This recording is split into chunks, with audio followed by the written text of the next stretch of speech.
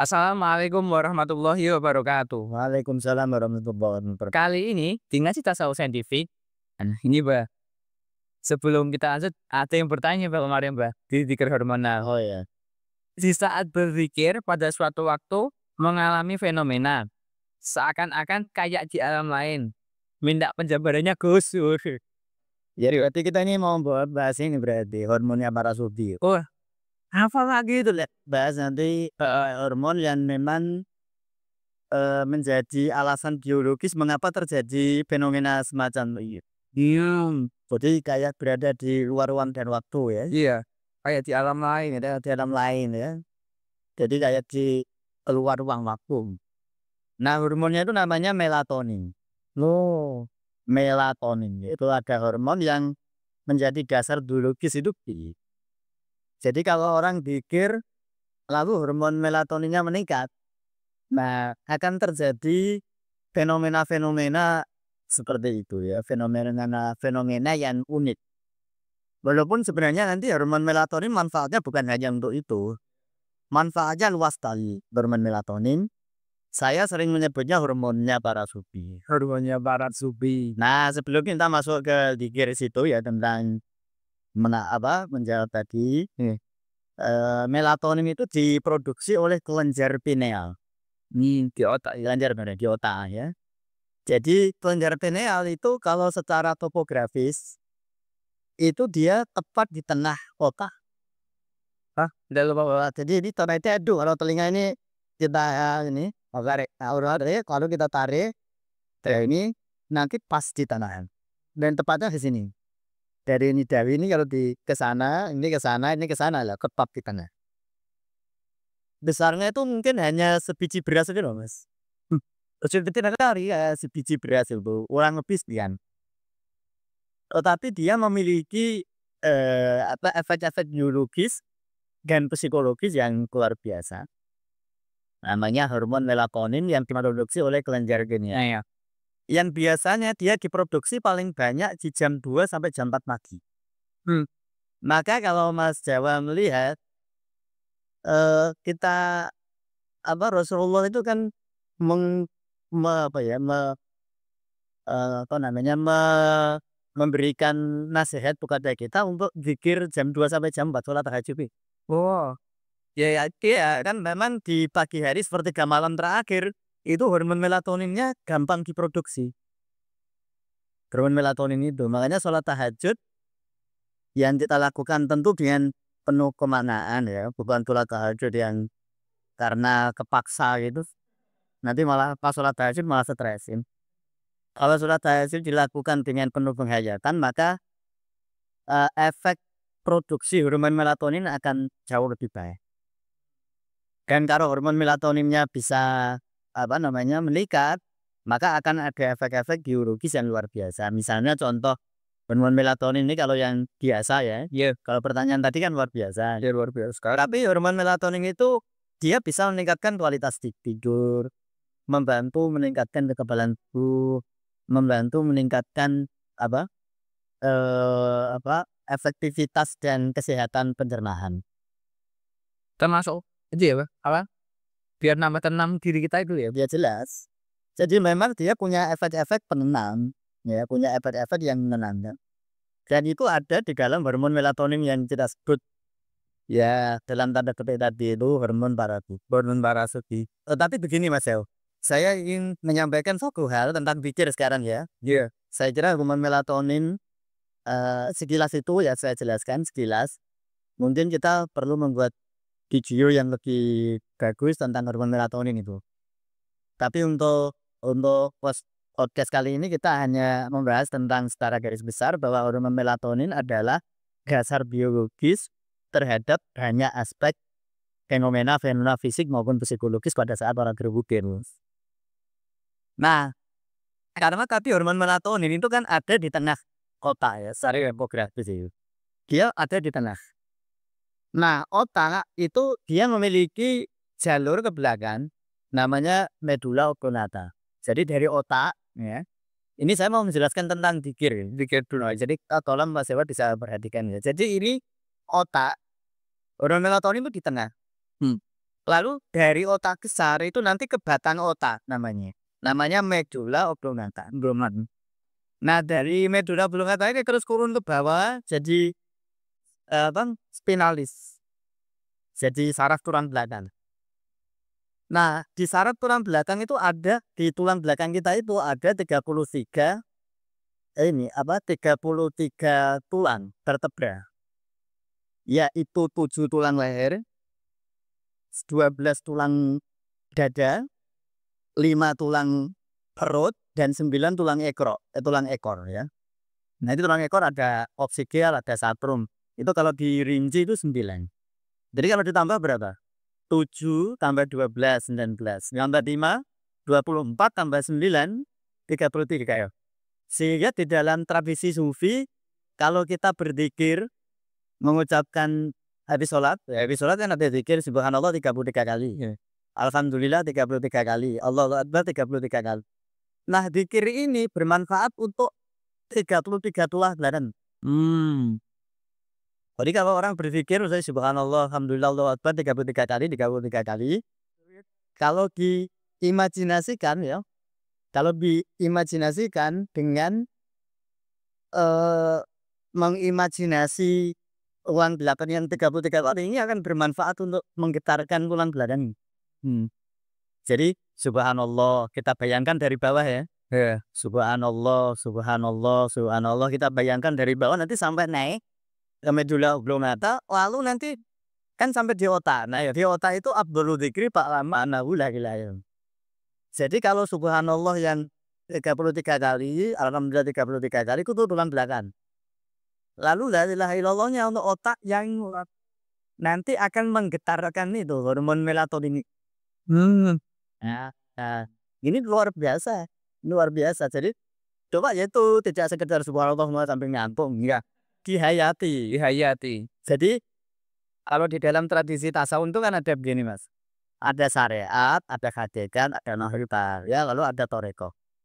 Syariat itu kata lahir. Jadi kalau membaca subhanallah sudah 33 kali ya sudah, itu sudah syariat. Tetapi lalu harus ada hakikat. Hakikat itu dimaknani. Jadi zikirnya dimaknani lalu makrifat. Makrifat itu nanti menimbulkan rasa, yang rasa itu kadang-kadang unik. Rasa itu kadang-kadang unik. Nah, jadi kalau di dalam tradisi tasawuf itu kan ada syariat, hakikat, makrifat ya. Nah, syariat itu kan membacanya subhanallah, subhanallah, subhanallah 33 kali, menggetarkan saraf tulang belakang, medulla spinalis. Lalu alhamdulillah 33 kali, menggetarkan tulang belakang juga medulla spinalis. Allahu Akbar 33 kali juga menggetarkan medulla spinalis atau tulang belakang. Nah, nanti afdhalu dzikri fa'lamu annahu la ilaha illallah. Itu nanti menggetarkan yang di anak. Ya, menggetarkan otak. Dan otak itu pusatnya nanti medulla kelenjar pineal itu. Nanti kelenjar pineal akan lebih dimungkinkan kelenjar pineal itu menghasilkan hormon melatonin lebih meningkat. Nah, tapi itu tadi dia syariatnya dibaca, lalu hakikatnya itu dimaknani gitu. Jadi kalau orang membaca subhanallah itu maknanya apa sih? Jadi bukan hanya subhanallah, subhanallah, subhanallah, subhanallah, alhamdulillah gitu. Kalau itu sih enggak. Itu secara syariat sudah benar, tetapi kan hakikatnya kurang. Jadi secara syariatnya ya dia benar, tapi secara hakikat kan harus dimaknani. Ya, diberi makna. Makna subhanallah itu maknanya maha suci Allah. Artinya kita membersihkan persepsi kita tentang Allah. Karena kadang-kadang persepsi kita tentang Allah itu kan, Allah kok jahat ya, kok saya nggak diberi rezeki banyak ya, kok saya sakit lama ya. Itu kan kadang-kadang di persepsi kita lalu menimbulkan Allah itu kok nggak sayang sama saya. Padahal Allah itu kan maha penyayang. Nggak mungkin nggak sayang sama kita. Nah, itu persepsi itu lalu dibersihkan, namanya subhanallah. Jadi subhanallah itu membersihkan persepsi kita tentang Allah. Gitu. Yang persepsi negatif tentang Allah. Jadi Allah itu suci dari sifat negatif. Jadi Allah itu serba sempurna, serba tak terbatas, serba. Kalau alhamdulillah juga begitu dimaknani, disyukuri bahwa kalau kita ini memiliki hal-hal yang terasa indah, kita harus merasa bahwa itu semua anugerah Allah. Lalu Allahu Akbar, nggak boleh kita menyombongkan diri, karena yang akbar hanya Allah. Jadi Allahu Akbar itu kan melepas ketakaburan. Kalau kita takabur, sombong, puasa, karena kan kita yang sah, kita yang akbar. Padahal yang akbar itu tanah Allah. Lalu kita yang nggak sah. Nah, lalu baru zikir tadi, tahlil. Afdhalu dzikri fa'lamu annahu la ilaha illallah, la ilaha illallah. Nah, kalau baca la ilaha illallah, ini bagusnya begini ya, bagusnya. Nah, kita masuk ke teknik sekali ya, teknis sekali. Saya tidak bermaksud ini mengoreksi zikir yang lain ya. Ini saya tidak sama sekali, saya nggak punya pretensi semacam itu. Ini semata-mata adalah zikir yang kita praktekkan. Ya. Jadi kalau ada yang lain nggak masalah. Sepenting kan zikir. Sing salah kan orang zikir. Nah, itu yang salah. Kalau zikir entah sama atau tidak, kalau niatnya karena Allah ya baik. Jadi begini, la ilaha illallah itu paling bagus itu lambat dulu. La ilaha illallah, la ilaha illallah, jangan langsung cepat. Karena kan nanti kalau langsung cepat nanti mempengaruhi denyut jantung. Jadi kalau kita zikir cepat, la ilaha illallah, la ilaha illallah, kan otomatis denyut jantung akan meningkat. Itu nanti langsung saraf simpatis kayak mobil langsung digas, Mas. Betul ya. Jadi di mobil itu ada rem, ada gas. Rem namanya saraf parasimpatis. Gas namanya saraf simpatis ya. Nah, keduanya harus berfungsi, harus fungsional ya. Kalau upaya munggah ya digas, upaya medun ya direm. Tapi jangan gas mendadak. Nah, kalau kita bikin cepat, misalnya la ilaha illallah, langsung begitu misalnya ini ya. Mas Jawa mimpin zikir ya. Allah dikir fa'lamu annahu la ilaha illallah, la ilaha illallah. Cepat ya. Saat langsung Nah, itu nanti ini syarat simpatisnya langsung ke gas itu kayak rem direm mendadak. Nah, mungkin bagi orang-orang tertentu tidak masalah, tidak ada efek-efek yang berlebihan. Tapi bagi orang pembunuh jantung bisa bermasalah. Ya, jadi nanti bagi orang-orang yang punya masalah jantung ini bisa jadi problem gitu. Kalau zikirnya langsung cepat. Makanya zikir paling bagus ya enak ngegas alon-alon. Jangan ngomong la ilaha illallah, la ilaha illallah, la ilaha illallah, makin cepat. La ilaha illallah, la ilaha illallah, la ilaha illallah, la ilaha illallah, la ilaha illallah, la ilaha illallah. Karena makin cepat. Dan nanti waktu berhenti jangan mendadak juga. langsung dipelangin lagi. Ya, ceklah lagi. La ilaha illallah, la ilaha illallah, la ilaha illallah, la ilaha illallah, la ilaha illallah, la ilaha illallah, la ilaha illallah. Kan makanya kalau kita tahlil itu kan terus ada pendinginan. La illallah, la ilaha illallah. Terus digerakkan la ilaha illallah, la ilaha illallah. Itu pendinginan kalau dari sisi fisiologi sih. Jadi jangan langsung digas banter bila nanti mendadak. Ya coba kalau sampai gas banter langsung mendadak berhenti. Baik, nah itu dia itu tadi sekali lagi kalau orang dengan jantung biasa yang sehat, ya misalnya wajah lahir, Indonesia tidak masalah sih, cap terasa efeknya.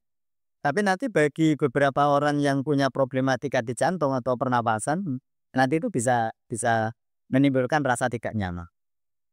Nah, jadi zikir itu gitu. Subhanallah 3 kali, alhamdulillah 33 kali, alhamdulillah 33 kali, Allahu Akbar 33 kali, itu akan bermanfaat di 33 saraf tulang belakang atau medula spinalis. Makanya saraf itu ada saraf leher 1, saraf leher 2, saraf leher 3 sampai leher 7. Kan di leher ada 7 sih ya. Lalu di dada kan ada 12. Nanti ada saraf dada 1, saraf dada 2 sampai saraf dada 12. Seterusnya begitu. Lalu saraf-saraf dari tulang belakang ini itu langsung nanti ke organ-organ. Misalnya jantung itu nanti dari sini, dari saraf tulang belakang ke jantung. Makanya sebenarnya zikir 33 ini kalau di dalam ritual agama Islam ini kan ritual harian. Habis subuh zikirnya itu ya toh? Iya. Nanti dur. Makanya kalau Mas Jawa habis kuliah lelah pikiran maupun lelah fisik, Kalau zikir dinikmati, zikir la ilaha illallah, zikir subhanallah, subhanallah dinikmati. Nanti insya Allah lelahnya bisa. Makanya gini Mas Yawai, Rasulullah itu istirahatnya dengan 3 hal. Satu dengan sholat. Nah kan aqimis sholata lidzikri. Tegakkan sholat untuk mengingat Allah. Jadi sholat itu zikir. Jadi Rasulullah kalau capek zikir. Kalau kita kayaknya kalau zikir capek. Kalau Rasulullah kalau capek dari zikir. Kalau kita kalau zikir Apa? santai. Itu perbedaan tipis kita dan itu perbedaan kata-katanya tipis tapi maknanya besar sekali. Jadi kalau Rasulullah itu kalau capek zikir, nah kalau kita itu balik. Kalau zikir capek.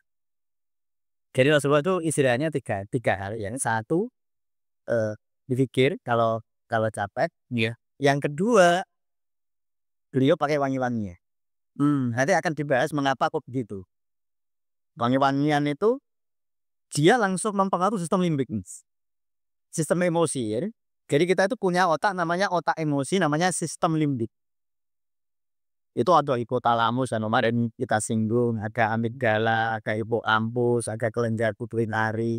Itu namanya sistem limbik. Itu sangat dipengaruhi oleh wewangi.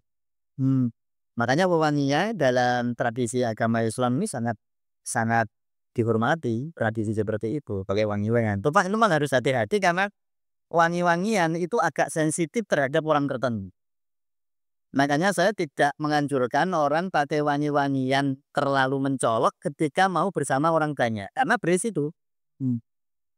Nah kalau sholat sendiri pakai wangi-wangiannya boleh kan. Kalau memang wangi-wangian itu sanatnya. Benar. Tapi kalau enggak itu nanti bisa yang orang banyak yang mual Mas kalau nggak cocok. Misalnya Mas Jawair pakai wangi-wangian mawar dan saya nggak suka, atau ada orang yang suka pakai kalau bau itu dia nggak nyaman. Karena itu tadi wangi-wangian sangat mempengaruhi ini apa namanya emosi. Makanya kan Rasulullah nggak boleh orang habis makan bawang terus sholat jamaah makruh, makruh. Karena nanti baunya tidak nyaman bagi orang.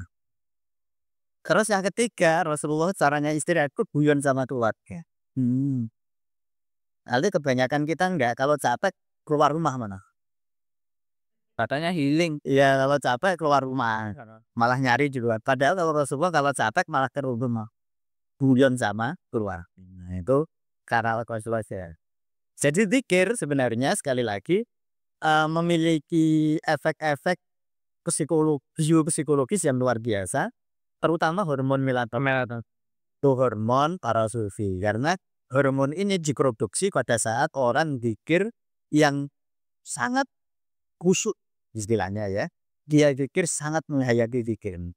Nanti akan menghasilkan hormon-hormon kebahagiaan ya. Bisa menghasilkan serotonin, endorfin, terus apa kemarin tuh oksitosin, lalu dopamin dan melatonin.